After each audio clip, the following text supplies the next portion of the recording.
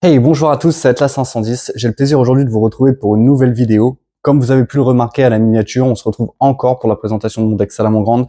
Je vous rassure tout de suite, ce sera la dernière version. Je suis arrivé, je pense, à un très très bon deck, un deck qui tourne et qui est très très fort, qui a beaucoup d'interrupts pendant le tour de l'adversaire. Donc franchement, j'en suis très content.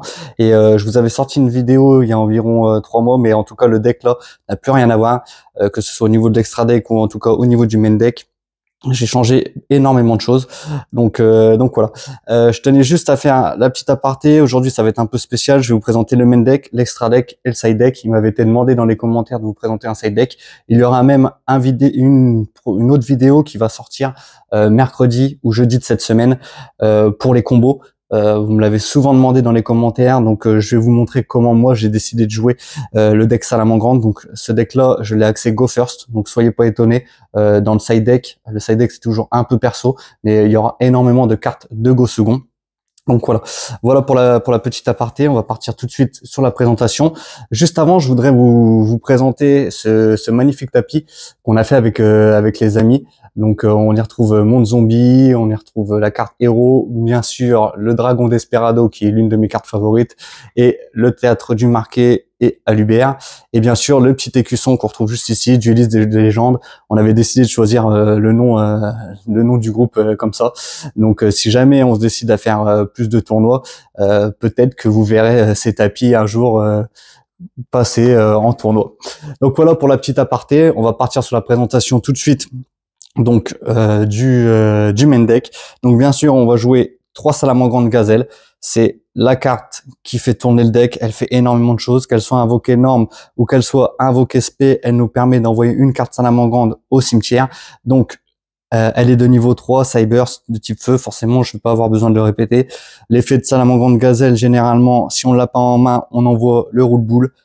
Pareil, qui a un monstre Cybers de niveau 3, très pratique pour faire des Xyz.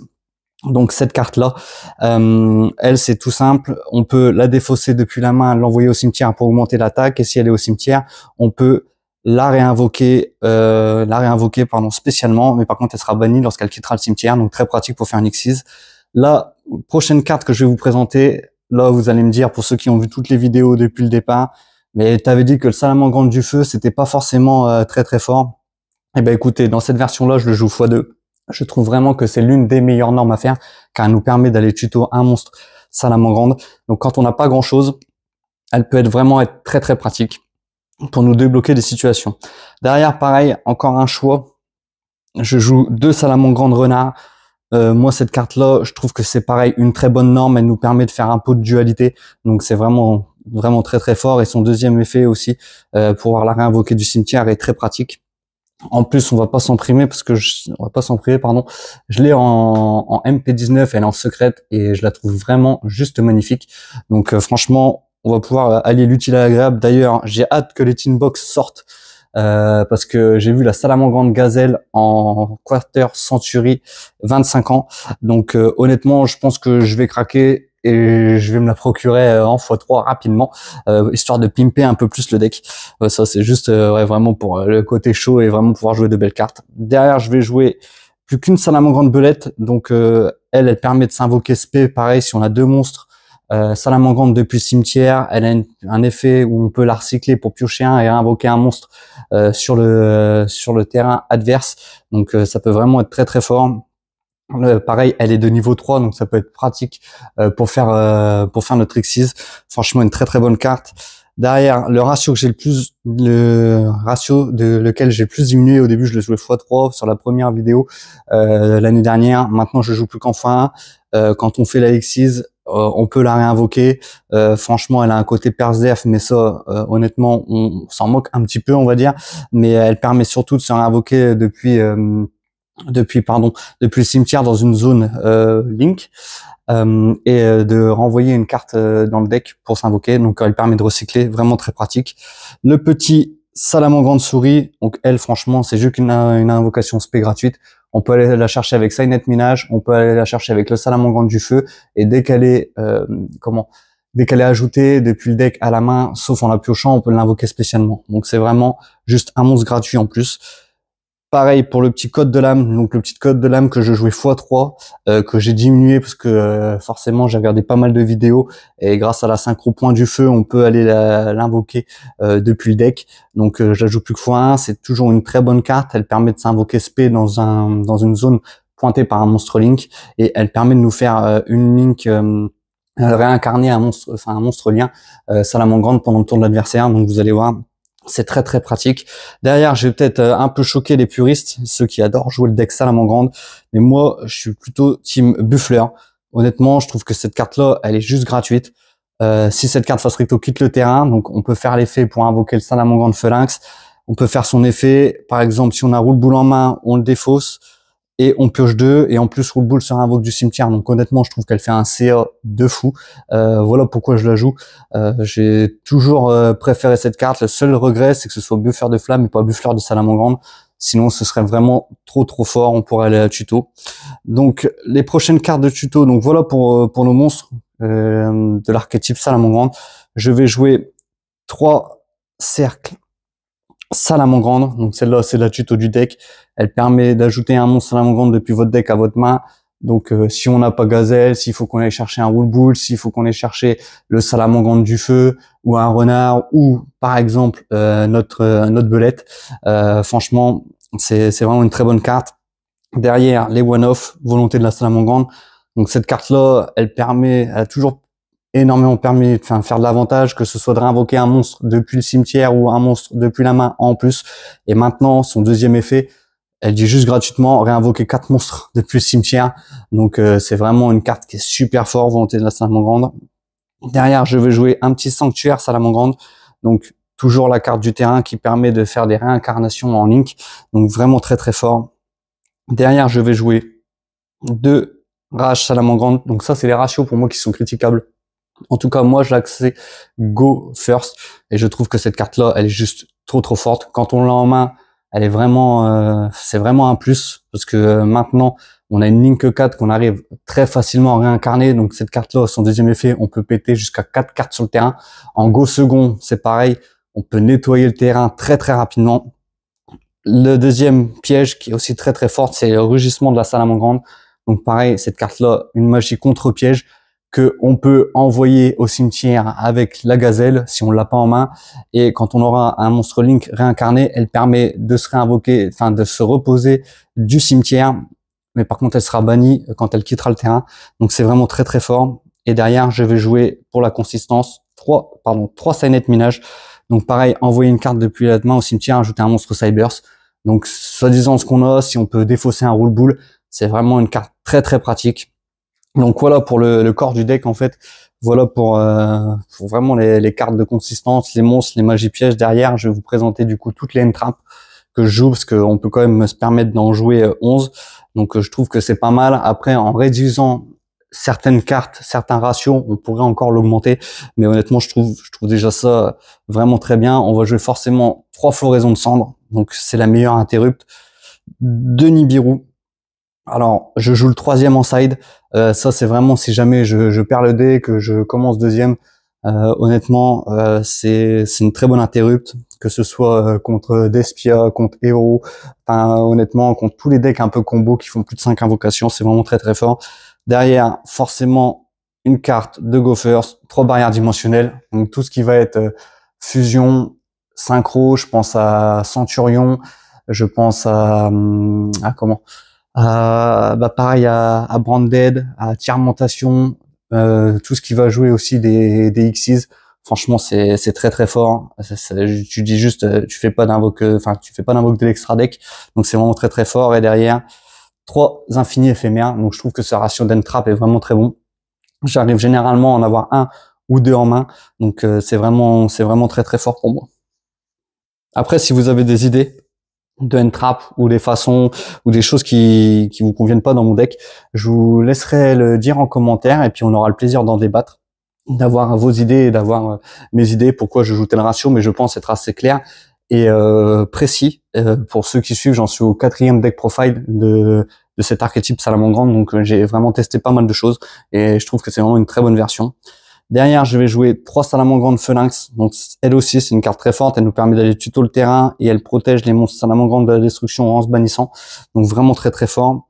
Derrière, je vais jouer 3 salamandres Loup du Soleil. Donc, c'est une carte qu'on pourrait forcément descendre à 2 pour rentrer à une Ita des Flammes.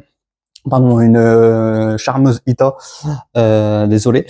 Car elle nous permettrait de recycler par exemple une hache de l'adversaire. Donc pourquoi pas. Je vais y réfléchir. Honnêtement, c'est la seule petite modification que je pourrais faire. Derrière, on va jouer un décodeur bavard. Si jamais on a brique, une que 3 qui nous permet de piocher en payant 1000 points de vie. Donc c'est vraiment très très fort. Derrière, la princesse prométhéenne, donneuse de flammes. C'est vraiment la link qui fait tourner le deck. C'est juste gratuit. Elle nous permet de faire des links 4 en réincarnant, en réinvoquant un monstre depuis le cimetière. Donc généralement, quand on arrive à princesse prométhéenne, on a le cimetière qui est déjà bien rempli. Donc c'est juste gratuit. Là, et en plus, elle a un effet de protection pendant le tour de l'adversaire. Enfin, pas un effet de protection, mais elle permet de détruire une carte qui est invoquée spécialement de l'adversaire en ciblant un de nos monstres et un monstre de l'adversaire qui vient d'être invoqué spécialement. Et en plus, on la réinvoque. Donc, si jamais on a un phalanx, on peut cibler un monstre de l'adversaire plus un de nos monstres, le protéger avec le phalanx, la réinvoquer SP sans avoir à détruire un de nos monstres. Donc, vraiment très très fort. Derrière, je vais jouer les petites nouveautés, 2 salamandres pyro. Donc elle, c'est simple. On peut la invoquer grâce au code que j'ai montré, le chaleur. Alors attendez, le chaleur que je retrouve son nom. Je sais pas, chaleur âme, c'est code de l'âme, pardon, qu'on peut réincarner. Pareil, si on a le terrain, on peut faire Raigeki pendant le tour de l'adversaire. Donc c'est une interrupte en plus. Et si jamais l'adversaire invoque un monstre Link, on peut le burn de l'attaque du monstre Link. Donc franchement, très très fort. Une très bonne carte salamandre qui trouve honnêtement sa place maintenant avec le nouveau support. Derrière, je vais jouer le salamandre Phénix enragé, une très bonne carte. La Link 4, pareil, c'est le gros monstre, le gros boss monster du deck, que je trouve vraiment très très fort. Une fois qu'elle a réincarné, elle nous permet d'aller tuto n'importe quelle carte salamandre depuis notre deck. Donc c'est vraiment très très fort. Si jamais un monstre salamandre ou non, je crois même si c'est un monstre feu, est ciblé et détruit au combat et qu'elle est dans le cimetière, on peut la réinvoquer en gagnant l'attaque du monstre détruit. Donc c'est vraiment très très fort. Et il y avait le deuxième effet de salamandre de feu que j'avais pas pensé, on peut la bannir pour détruire un monstre. Donc ça, en effet, c'est un effet rapide, si un monstre cyberburst que vous contrôlez au combat, vous pouvez bannir cette carte depuis votre cimetière, détruisez le monstre que vous contrôlez, vous ne pouvez utiliser chaque effet de salamandre du feu qu'une fois par tour. Alors en fait, la petite tech, c'est qu'on la banne, on cible ce monstre-là, on le détruit et on peut le réinvoquer du cimetière et il passe de 2800 à 5600. Donc vraiment pour aller chercher l'OTK. Donc c'est vraiment un très bon move à faire pendant la battle phase. Donc que dire de plus sur ce fabuleux monstre. Derrière, on va jouer un access codeur bavard. Donc ça, c'est vraiment si je m'en suis servi, si on va vraiment au grind. Si par exemple on a un salamandre Phénix enragé qui est banni, qu'on en a un dans le cimetière, on peut refaire un access codeur bavard derrière pour finir l'adversaire. C'est vraiment au finish. Si jamais on n'a pas fait l'effet d'étal au mirage, si on n'a pas fait le salamandre du feu, qu'on n'est pas lock en feu sur un deuxième ou sur un troisième tour, franchement, si ça s'éternise un petit peu, ça reste une très bonne carte. Derrière, le salamandre étal au mirage, donc pareil, ça c'est une carte qui est juste fabuleuse. Une Xyz de rang 3. Franchement, une fois qu'on l'a, on peut détacher un matériel, réinvoquer un monstre salamandre depuis le deck. Et en plus, si on s'en sert comme de Link, on peut renvoyer une carte dans la main de l'adversaire. Enfin, une carte sur le terrain dans la main de l'adversaire. Donc c'est vraiment très très fort. Et derrière, la petite nouveauté, la confrérie du point de feu, Prince des Chevaux. Donc ça me fait extrêmement plaisir de la jouer parce que comme vous le savez, j'aime beaucoup l'archétype confrérie du point de feu. Et celle-là, elle nous permet juste d'aller chercher, d'invoquer sur le terrain, notre code de l'âme et de pouvoir réincarner le phénix